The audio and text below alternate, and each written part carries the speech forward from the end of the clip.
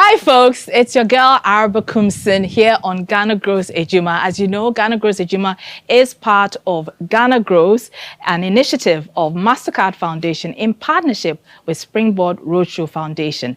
Today, we are back at COCO de Love, a young company that's producing healthy snacks. Now, if you missed the first episode, here's a recap. Meet Marian Akosia Gebara, the visionary behind the irresistible brand Cocoa Crunch Plantain Chips and Cocoyam Chips. I started as a media practitioner. I studied film and television at the Institute of Film and Television, formerly NAFTI. Whilst on the job, I decided to actually come up with a business, something that will also help me in the future because I didn't know what was lined up or what was at stake for me in the future. And so I thought of my own snack or my favorite snack, which is plantain chips, which is easy to do. There's a lot of opportunity in the agro-processing sector, trust me. And if you're a youth out there and you are just there thinking that there is nothing happening, don't. Stay focused, be passionate, and let your vision be clear. Now, to you out there who have a business or planning to set up a business, remember that you're going to solve a big problem, and that problem is what the economy needs. Somebody out there needs a solution to your problem. So what are you waiting for? When the idea comes, just go for it and then start. When you start, trust me, people are going to come on board to support you and make sure that your vision grows. And so rise up and then make that vision come to pass.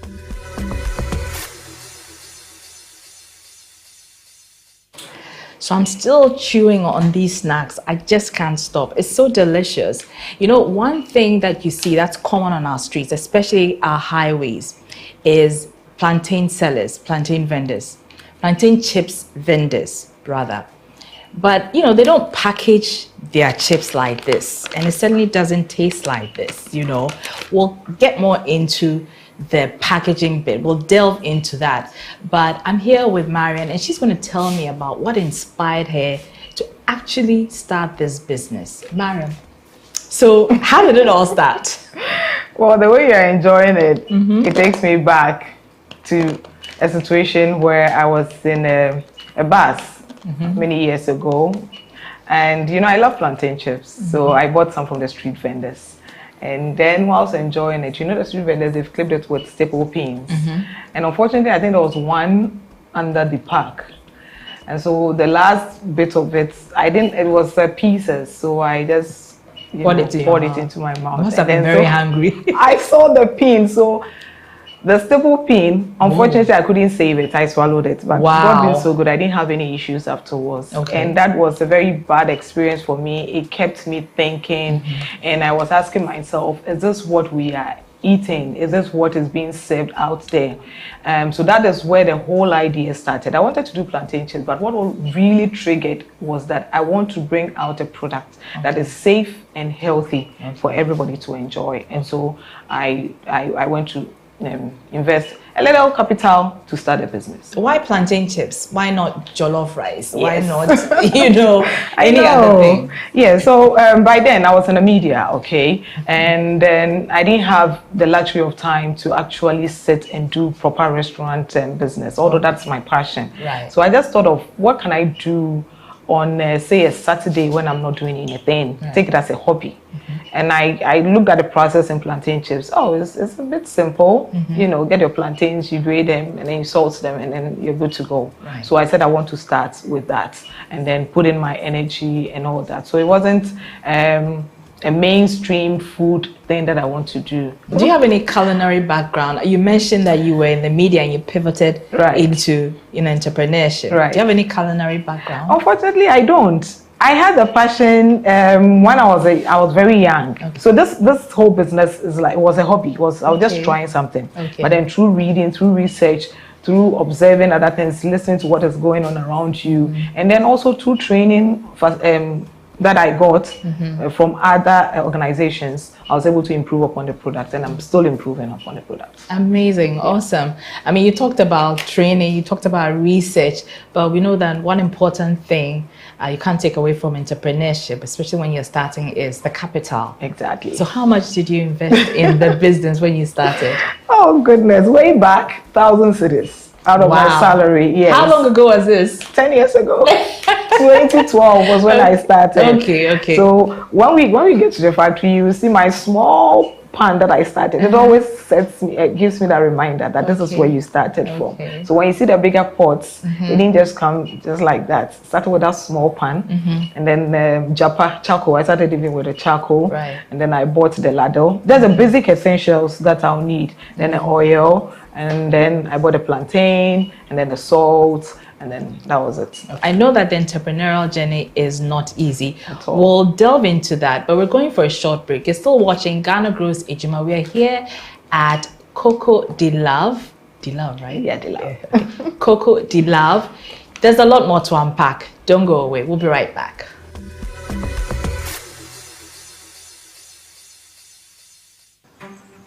At 17, my dad involved me in the family business. I noticed we had some irrigation issues, and I decided to not only help, but to innovate how to build a soil moisture center.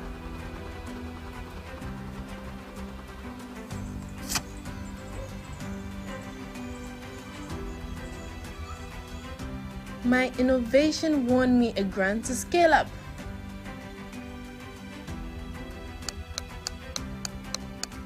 Today, that innovation is growing into a thriving tech company, employing a diverse team and automating our family farm, transforming it into one of Ghana's leading pineapple suppliers, and now Ghana's premier pineapple drink producer. Next, the world. Take advantage of agribusiness through the Ghana Grows program.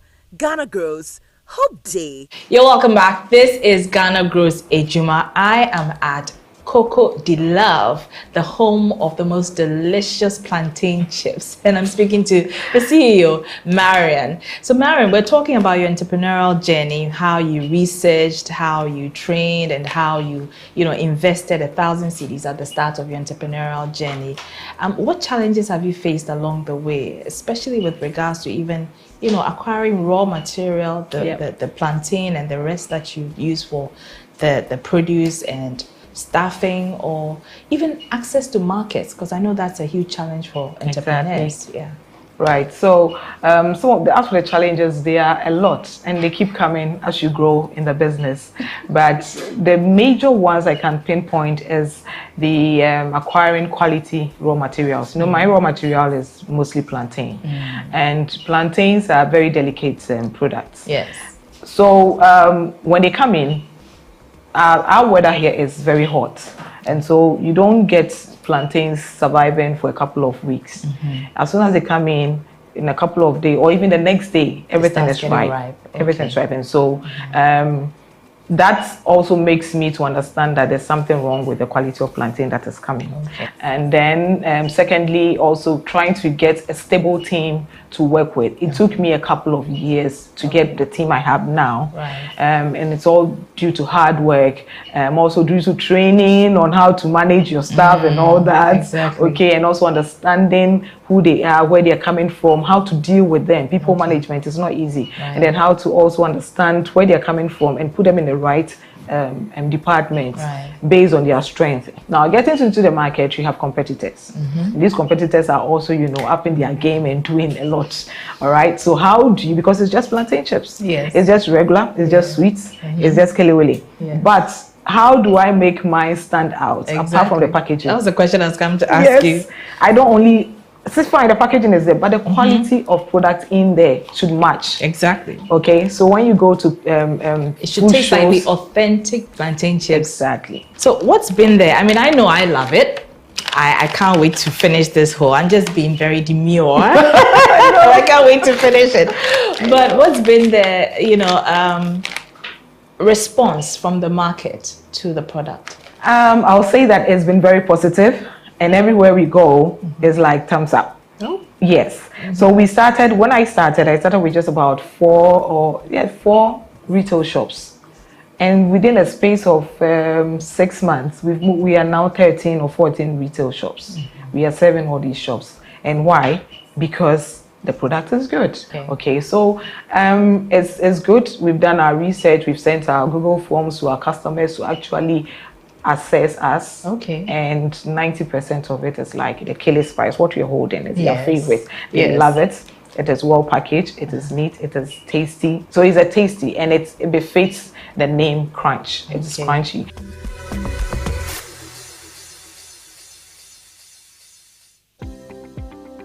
The Springboard Roadshow Foundation invites you, our cherished viewers and listeners, to share your experiences. We would like to know how these programs, Springboard Your Virtual University, Springboard Hangout with Comfort Okran, and Ghana Grows Edwuma have influenced you so far. We would like to know the lessons you've learned, how you have applied the lessons to your lives, and the differences these programs have made in your life so far. So call us to participate in this survey. Kindly call 0308 255-775. We look forward to hearing from you. Together, let's keep building. Ghana Goes Hope Day.